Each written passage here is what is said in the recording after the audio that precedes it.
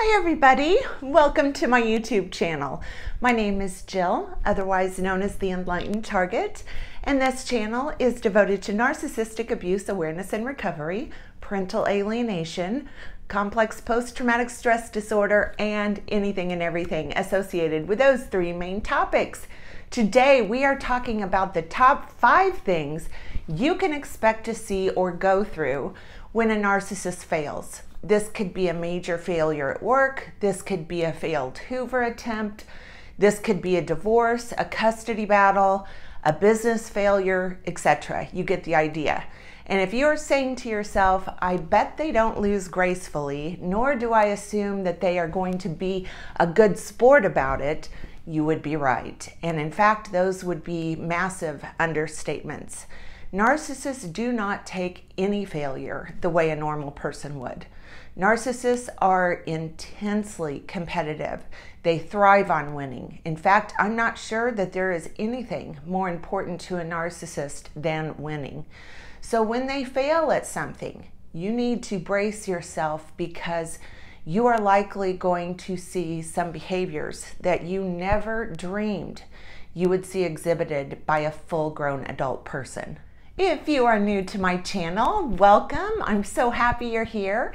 I would like to invite you to please subscribe and hit that notification bell because I put out new videos every week.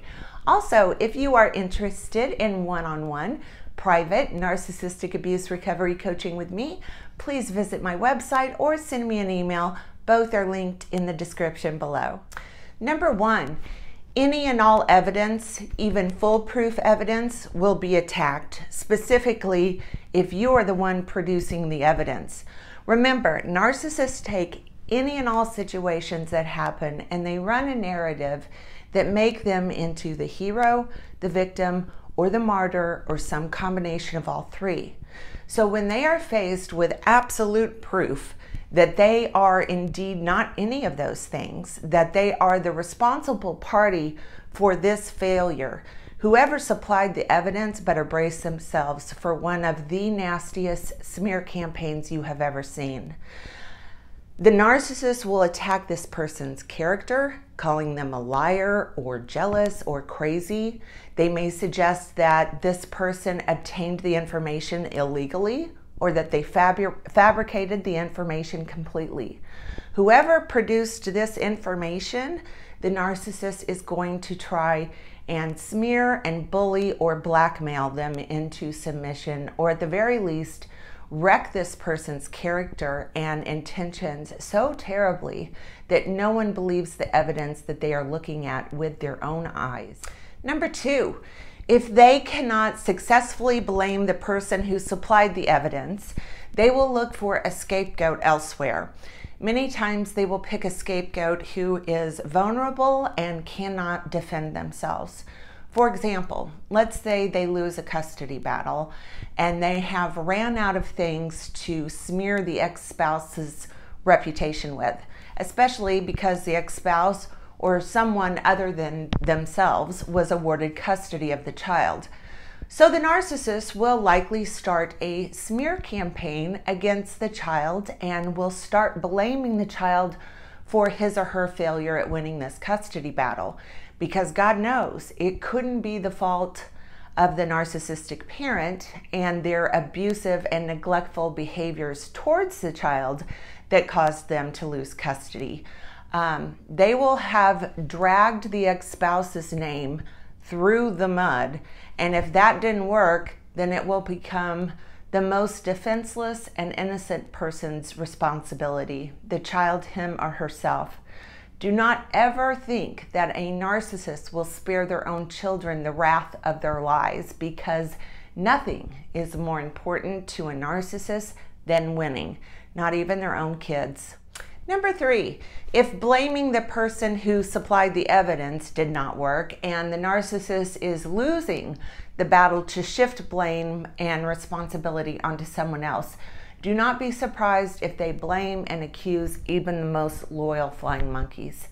This could be a spouse, this could be a child, this could be someone they have partnered with in business for years and years.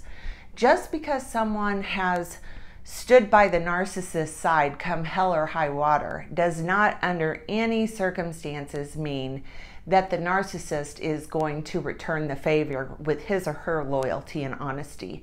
Narcissists have zero problems throwing the most loyal people under the bus if it means the narcissist escapes any accountability. Remember, narcissists are loyal to one person and one person only, themselves. Number 4, if they go down, they are going to take everyone down with them.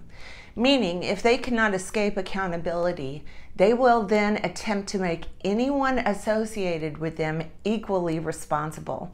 We see this a lot in trying to divorce a narcissist, or when you are, God forbid, in a custody battle with one. If the narcissist is unable to get the court and others to believe the smear campaign against the ex-spouse, relieving them of any accountability, then they will try and get the court and others to believe that both parties are equally responsible for what has happened, when nothing could be further from the truth. There is one person responsible for what has happened, and that's the narcissist. Number 5, the narcissist has received such a huge narcissistic injury and has been unsuccessful at blame shifting accountability to someone else. The narcissist then cuts his or her losses and abandons everyone, including their own family and children, and they move somewhere else and start a new life with all new sources of narcissistic supply. I have seen this and I've lived it firsthand. Now, do not be under some delusion that the narcissist will accept any form of accountability before he or she moves, because they will not ever. Their failures will always and forever be blamed on someone or something else. They will always adopt a phony and fake narrative that portrays them as the hero, the victim, or the martyr, but they are not incapable of realizing the game is over within certain communities, and up and abandons their family and other loved ones and moves somewhere else. And quite honestly, because these people are so skilled at avoiding any accountability and certainly will never admit accountability, having them abandon their families and move in the long run is probably the very best thing they could ever truly do for their family or children. The pain and damage and destruction they inflict on everyone around them is so severe, having them abandon you or your children is typically the very best outcome anyone associated with one of these people could ever have. It's a blessing, and when and if this happens. Okay, that's going to do it for today's video. If you like this video, please give it a thumbs up and please subscribe to my channel. Also, follow me on Facebook and Instagram. The links are in the description below. Thanks for watching, everyone.